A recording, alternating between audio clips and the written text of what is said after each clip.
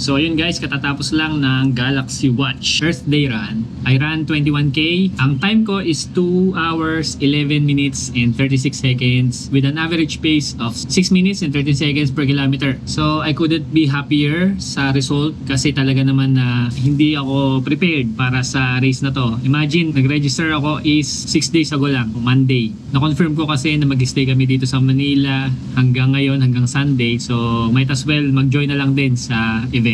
Buti naman, medyo tumatakbo ako nung mga nakaraan. Hindi nga lang naglo-long run. Ang farthest long run ko ay 10k, pero ano lang yun, weekdays pa yun, hindi yun yung talagang pang weekend long run. Pero anyway, natutuwa ako kasi na-carry over pa rin yung fitness ko. My last race was in Cebu, January 14, I think. Okay naman, medyo sanay na ako sa distance. Mentally, alam ko na yung 21k na distance. That's the advantage din, no, na kapag ka talagang medyo nasasanay na tayo sa distance, prepared na yung mind. Ngayon lang syempre yung legs hindi masyadong prepared kasi walang durability training, no? Yung parang stress sa legs, wala masyado kasi nga walang mga long runs. Napagod agad yung mga muscles, medyo mahina. So naging conservative lang ako sa pagtakbo, kaya nga ganun lang, 6 minutes, 6:15. Nagpahinga ako ng mga around 15k, 16k, 6:45 per kilometer. Nung nakita ko na last 4k na lang, medyo hinataw ko na, medyo tinis ko na. Yun yung term pala, tinis, hindi pala hinataw kasi bagal. The level of pain, syempre ganun pa rin. Yun naman yun, hindi naman natin nababawasan yung level of pain.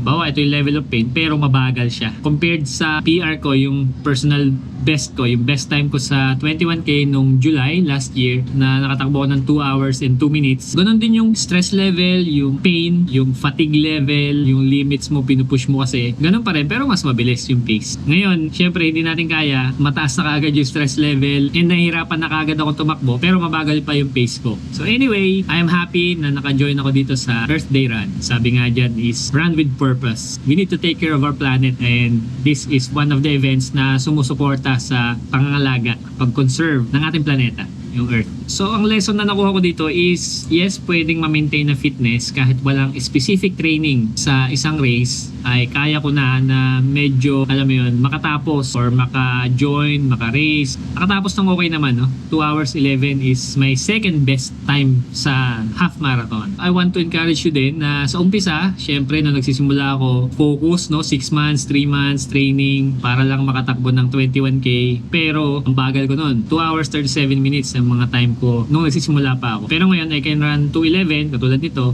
na medyo, alam mo yun, biglaan. Ang nakita ko improvement sa akin is yung recovery. Ngayon, kaya ko nang umakyat sa hagdan, yung parang, yes, tight yung mga muscles ko, pero hindi na ganun katindi yung effect sa legs ko, sa katawan ko, ng 21k run, ng long distance running. So, ganun din, I want to encourage you, kung ngayon, nahihirapan ka, halimbawa, baguhan ka, at hindi mo ma-imagine makatakbo ng 21k, tapos, sumakbo ka ng 21k, halimbawa lang, no? And so much pain, so much tightness sa muscles. Dati, halos 1 month ko iniinda yung sakit kasi nga hindi sanay yung legs ko sa ganong distance o ganong pace, ganong intensity ng workout. Pero ngayon, mabilis na yung recovery. So, my muscles are adapted sa stress ng running, my heart, my lungs. Yung running economy is okay na. Pero syempre, kapag 42 kilometers, yung full marathon pa rin, kailangan talaga pagandaan. Hindi pwedeng basta-basta mag-register and mag-race. So yun guys, salamat. If ever may nakuha kang any insight dito sa video ko, hopefully makatulong sa'yo. And kung meron ka namang other questions about running a marathon or half marathon,